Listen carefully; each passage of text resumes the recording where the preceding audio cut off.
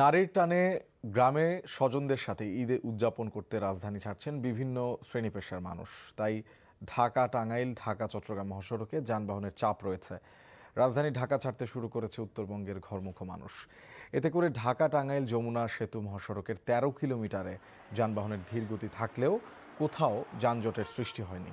এদিকে সিরাজগঞ্জের যমুনা সেতু পশ্চিম সংযোগ সড়কে যানবাহনের চাপ বাড়লেও নেই কোনো যানজট।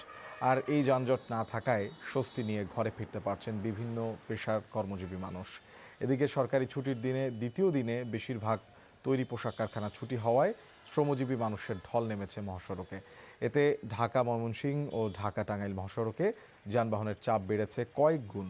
যাত্রীদের অভিযোগ, গাড়ির চাপ বেশি থাকায় ধীর গতিতে চলছে যানবাহন। এদিকে সকাল থেকে ঢাকা মাওয়া এক্সপ্রেসওয়ে ও পদ্মা সেতু হয়ে নির্বিঘ্নে দক্ষিণবঙ্গের ২১ জেলার ঘরমুখো মানুষ নিজ নিজ গন্তব্যে যাচ্ছে। এতে চাপ বেড়েছে মহাসড়কে। এছাড়া মানিকগঞ্জের পাটুরিয়া ফেরিঘাটেও চাপ বেড়েছে। সকাল থেকে চাঁদপুর লঞ্চ ঘাটে যাত্রীদের ভিড় দেখা গেছে।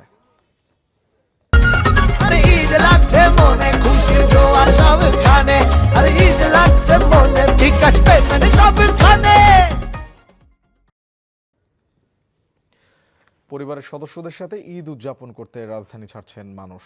সার্বিক পরিস্থিতি দেখতে সায়দাবাদ বাস টার্মিনাল পরিদর্শন করেছেন সড়ক পরিবহন ও সেতু মন্ত্রী শেখ রবিউল আলম। সায়দাবাদ বাস টার্মিনাল থেকে সরাসরি যোগ দিচ্ছেন স্টাফ করেসপন্ডেন্ট সালাউদ্দিন কাদের। সালাউদ্দিন, সায়দাবাদ বাস টার্মিনাল পরিদর্শন শেষে মন্ত্রী কি বলেছেন? কোনো ধরনের কোনো অনিয়ম চোখে পড়েছে কিনা? যাত্রীদের ভিড় আসলে আজকে কেমন দেখছেন?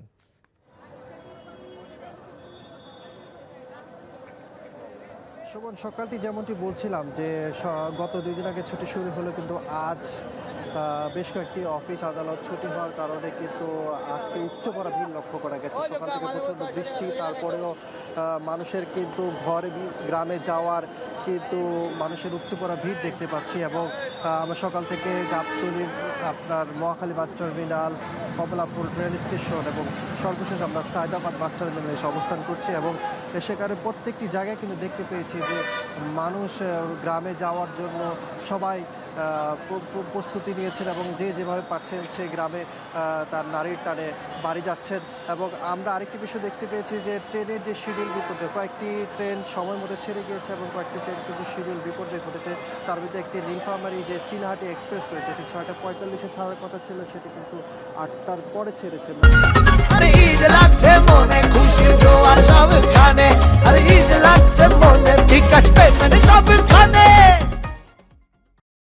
প্রায় ১.৫ ঘন্টা পরে ছাড়ার কারণে কিন্তু শিডিউল একটা বিপর্যয় হয়েছে। এছাড়া ১০:১৫তে একটা এক্সপ্রেস ছেড়ে যাওয়ার কথা ছিল, সেটি ছেড়েছে কিন্তু আপনার ১০:৪০।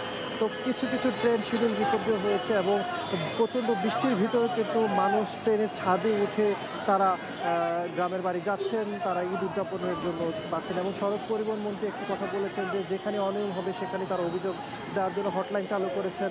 এবং মানুষ কিন্তু বাড়ি যাচ্ছেন, তারা যে যেভাবে পাচ্ছেন বাড়ি যাচ্ছেন এবং প্রচণ্ড বৃষ্টি উপেক্ষা করে তারা বাড়ি যাচ্ছেন। শোভন, এই ছিল আমার কাছে সর্বশেষ।